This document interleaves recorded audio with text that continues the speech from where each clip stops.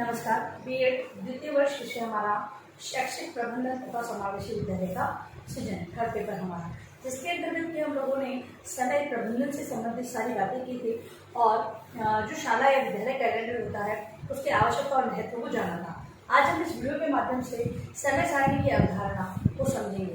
क्या होती है समय सारणी? सभी लोग जानते हैं। आप लोग अब इस जो प्रशिक्षण को लेने के बाद स्वयं एक अध्यापक या प्रधानाध्यापक के रूप में जो एक अपना व्यवसाय से जुड़ेंगे तथा उसके अंतर्गत आपको समय प्रबंधन के बारे में सारी जानकारी होना बहुत ही जरूरी है, क्योंकि एक अध्यापक है समय में अपना कार्य किस प्रकार पूर्ण करे, इस हेतु समय सारणी बहुत ही महत्व रखती है। विद्यालय के जो कार्य है जो सारे सुचारू रूप से चले, इसलिए शाला जो प्रबंधक होता है इसके अंतर्गत प्रधानाचार्य जो समय सारणी का निर्माण करते हैं या फिर कोई अगर जो अध्यापक जो सीनियर होते हैं वो इस सारणी का निर्माण करते हैं।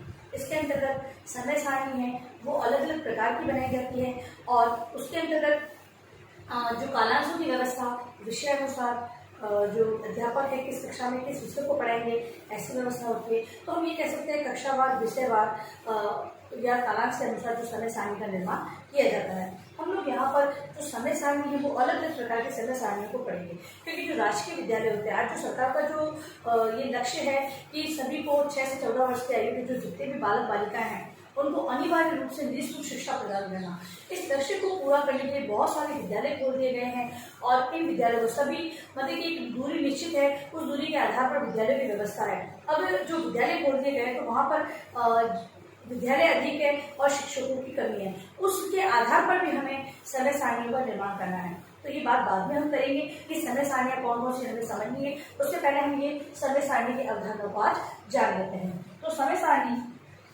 समय प्रबंधन के अंतर्गत समय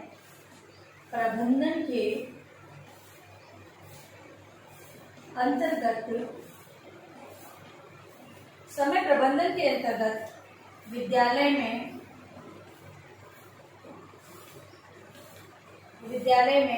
समय विभाग चक्र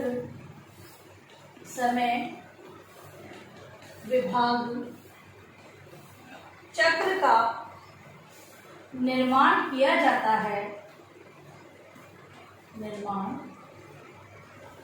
किया जाता है। इसे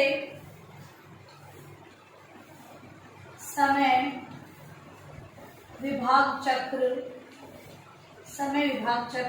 समय सारणी, समय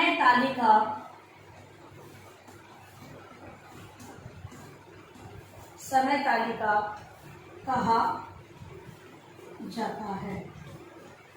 सबसे पहली बात, समय प्रबंधन के अंतर्गत विद्यालय में समय विभाग चक्र का निर्माण किया जाता है। सभी जानते हैं कि समय को भागों में बांटना, कौन सा समय किस प्रकार का होगा, मतलब कि ये हम कह सकते हैं कि सर्वप्रथम जो प्रार्थना सभा होती है उसके लिए कितना समय दिया गया है, उसके बाद जो विद्यालय में 8 से 7 कालांशों या कहीं पे 9 कालांशों की व्यवस्था होती है, उन कालांशों के लिए कौन कौन कितना समय बांटा गया है, इसे बांटा जाता है। ठीक है। अब इससे जो समय सारणी जो बनाई जाती है उसे हम समय विभाग चक्र कहते हैं, समय सारणी के नाम से पुकारते हैं तथा समय तालिका के नाम से भी पुकारते हैं।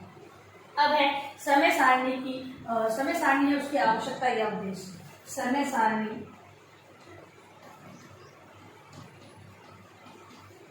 सारणी की आवश्यकता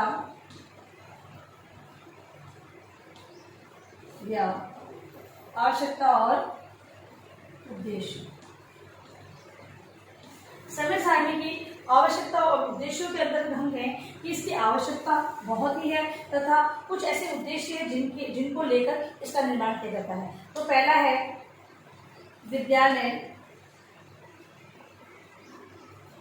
विद्यालय को सुचारू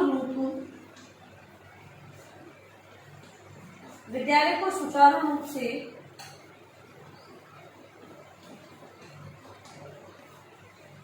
चलाने के लिए विद्यालय के कार्य विद्यालय के कार्य की एक विस्तृत विद्यालय के कार्य की एक विस्तृत योजना का होना आवश्यक है, जिससे विद्यालय के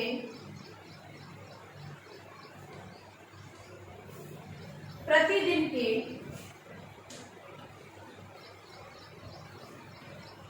निर्धारित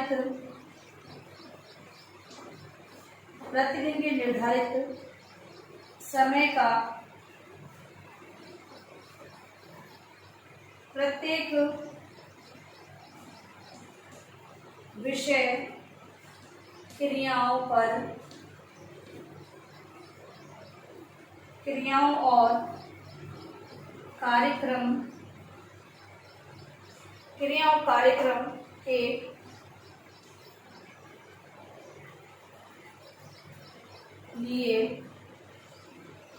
के लिए ठीक प्रकार विभाजन हो सके। समझेंगे कि जो आवश्यकता इसीलिए है कि विद्यालय का सुचारू रूप से चलाने के लिए, विद्यालय का जो कार्य है वो सुचारू रूप से चले, कहीं भी अव्यवस्था न हो, इसीलिए जो टाइम टेबल है, समय सारणी, उसकी आवश्यकता है और उसी उद्देश्य को ध्यान में रखकर इसका निर्माण किया जाता है। इसके अलावा एक विस्तृत योजना है। विद्यालय के कार्य एक या 2 घंटे में समाप्त होने वाले कार्य नहीं होते हैं।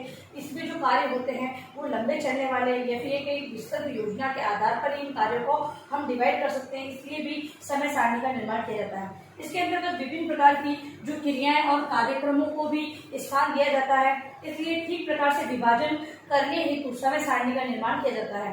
अगर हम लोग शैक्षिक कार्य को समय न देकर शैक्षिक कार्य को ज्यादा समय देंगे तो हमारा जो पाठ्यक्रम है वो सही समय पर पूरा नहीं हो पाएगा। इसलिए समय सारणी में जो विभाजन दिया गया है वो उचित प्रकार से बांटा गया है, जिससे कि जो शैक्षिक कार्य है उसमें भी बाधा न आए और शैक्षिक गतिविधियां हैं वो पिछड़ी न रह जाए।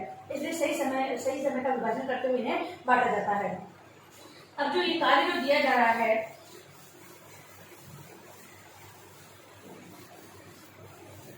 इसका उद्देश्य है पुनरावृत्ति की संभावना कम है।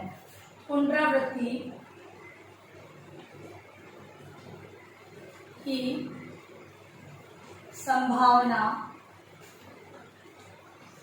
कम रहे।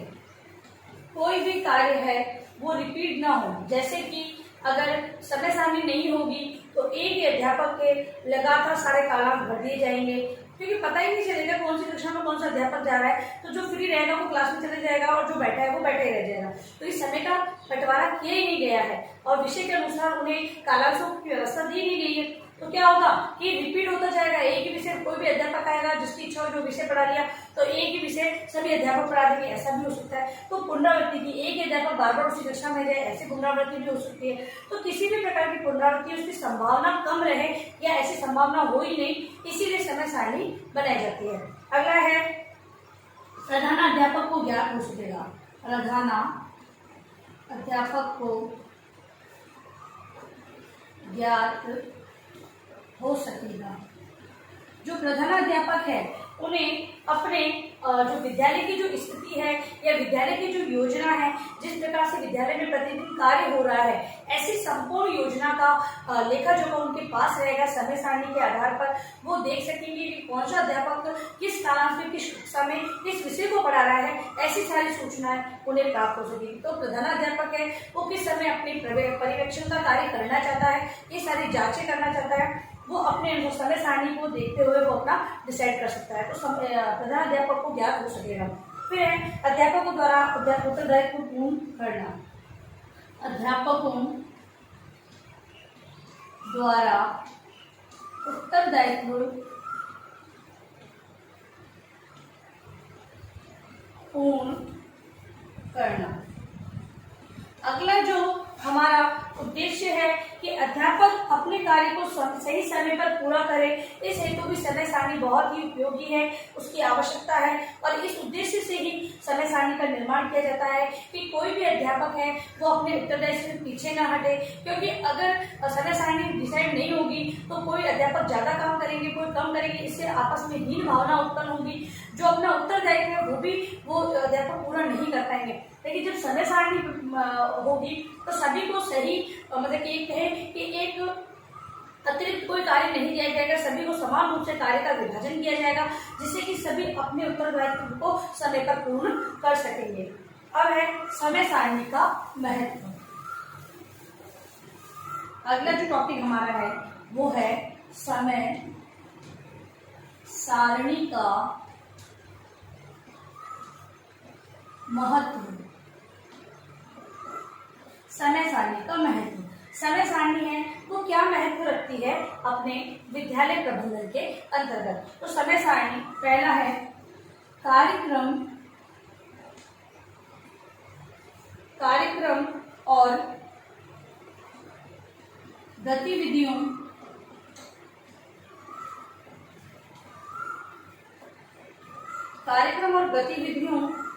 का समुचित ज्ञान।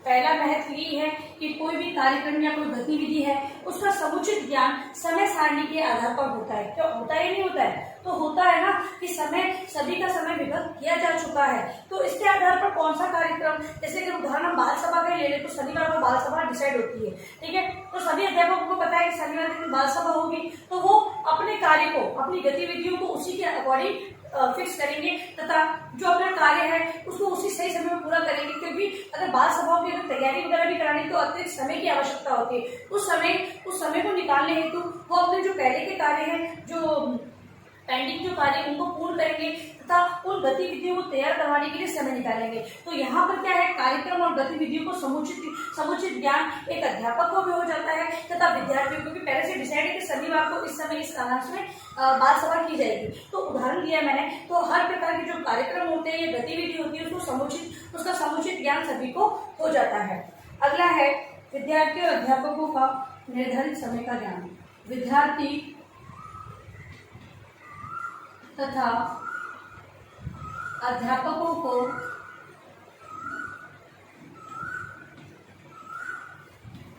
समय का ज्ञान।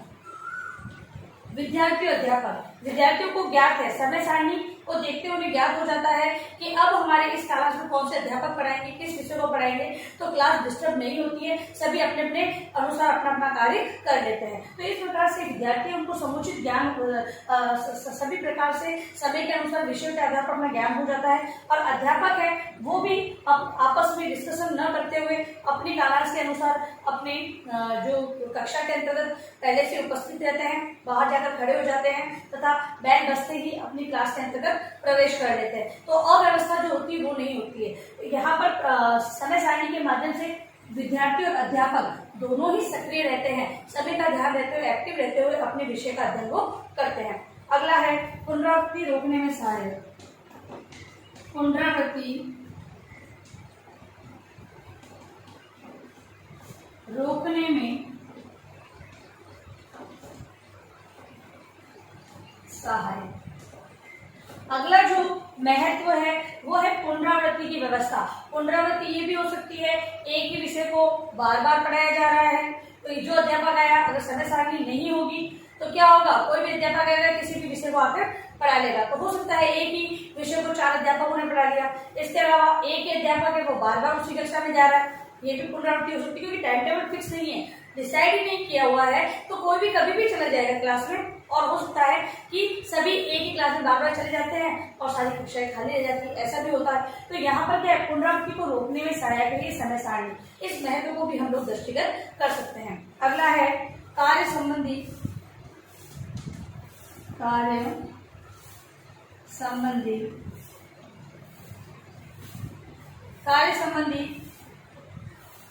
मतलब समय शक्ति, कार्य संबंधी समय शक्ति का अपव्यय अब जो कार्य संबंधी महत्व ये है कि सभी को समान रूप से कार्य दिया जाता है। यहाँ पर ऐसा नहीं है कि जो अच्छा कार्य करता है तो उसी को कार्य दिया जाए, क्योंकि आज जो शिक्षा चल रही है यहाँ पर जो कॉन्सेप्ट है समावेशी शिक्षा का, उनके हमारा जो विषय है वो भी, जो सब्जेक्ट है वो भी समावेशी शिक्षा, यानी सभी को समान रूप से शिक्षा का अधिकार और एक ही कक्षा में सभी प्रकार के बच्चों को हमें शिक्षा देनी है। तो यहाँ पर बहुत से बच्चे ऐसे भी होंगे कि जो बहुत धीरे गति से सीखते हैं, तो अध्यापकों को उनको भी साथ में लेते हुए चलना है। कुछ तीव्र गति से सीखते हैं तो वो उन बच्चों से भी परेशान अध्यापक है, वो उन बच्चों को सिखाने के चक्कर में जो प्रतिभाशाली बालक हैं उनसे उनका ध्यान पीछे हट जाता है। तो यहाँ पर आकर एक अध्यापक को सभी प्रकार के कार्यों को करना होता है। तो कार्य संबंधी, क्योंकि यहाँ पर समय सारणी डिसाइड है तो सभी को समान रूप से थोड़ा थोड़ा कार्य, क्योंकि एक अध्यापक केवल एक क्लास टीचर या प्रधान अध्यापक का कार्य नहीं है कि उन धीरे सीखने वाले बच्चों को सिखाए या फिर उनके लिए अतिरिक्त सारांश की व्यवस्था करे। नहीं, सभी टीचरों का ये कर्तव्य बनता है कि उन बच्चों की ओर ध्यान रखें तथा उनको भी आगे बढ़ाने का प्रयास करें। तो कार्य संबंधी सारी जो व्यवस्था है वो भी समय सारणी के माध्यम से सभी को समान प्रकार से कार्य दे दिया जाता है। इसके अलावा विभिन्न प्रकार की जो गतिविधियां या कार्यक्रम होते हैं उनमें भी जो अध्यापक जिनको जिस विषय में रुचि होती है उनमें आगे आ जाते हैं तथा अन्य कार्यों में वो रुचि नहीं लेते हैं। तो इसका मतलब ये नहीं कि अगर कोई कार्य या गतिविधि आयोजित की जा रही है तो वहां पर जो अध्यापक रुचि ले रहे हैं वही आगे आएंगे। जिनको रुचि नहीं है उनको भी ऐसा कार्य दे दिए, पेयजल की व्यवस्था है, बच्चों को बैठाने की व्यवस्था है, अभिभावकों को आदर करने की जो सम्मान से अंदर लाने की व्यवस्था है, ऐसी व्यवस्था है। अन्य प्रकार के बच्चों के जो प्रोग्राम हो रहे हैं उससे संबंधित जो अन्य कार्य होते हैं, उनका मेकअप करना या फिर उनको व्यवस्थित रखना, ये सारे कार्य होते हैं। ऐसे कार्य भी उन्हें डिवाइड किए जा सकते हैं। तो यहाँ पर क्या होगा, कार्यों को सही बंटवारा होगा जिससे कि समय का जो अपव्यय है वो नहीं हो पाएगा। फिर है कम या अधिक कार्यभार। कम या अधिक कार्यभार, कम या अधिक कार्यभार मतलब कि जैसा हमने बताया कि विभिन्न प्रकार के कार्यक्रम होते हैं, यहाँ पर समय भी बचत हो रही है और यहाँ पर कार्यभार भी सभी को समान रूप से बांटा जाता है। अगला है सभी विषयों का समय। सभी विषयों को समय, अगला जो महत्व है इसके अंतर्गत सभी विषयों को समान समय दिया जाता है। कहने का तात्पर्य समय सारणी बनी हुई है, सभी के लिए अलग अलग कालांशों की व्यवस्था है, सभी अध्यापक अलग अलग विषय जाकर वो पढ़ाएंगे बच्चों को, तथा जो रिक्त कालांश होता है उसके अंदर कोई एक एक्टिविटी भी रखी जा सकती है। तो सभी को समान स्थान दिया जा रहा है। तो शैक्षिक सह शैक्षिक जो गतिविधियां आयोजित की जानी है, जो विद्यार्थियों के आयु योग्यता स्तर के लिए बहुत ही उपयोगी है, उसको सही रिवाइजेशन करते हुए उनको समय दिया जाता है। तो इस प्रकार से आज हम लोगों ने समय सारणी की जो अवधारणा पढ़ी है इसके बारे में आप लोग गृहकार्य प्रश्न लिखें। आपका आज का गृह कार्य है समय सारणी की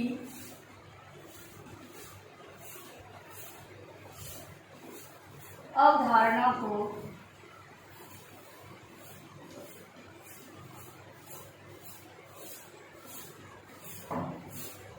समझाइए।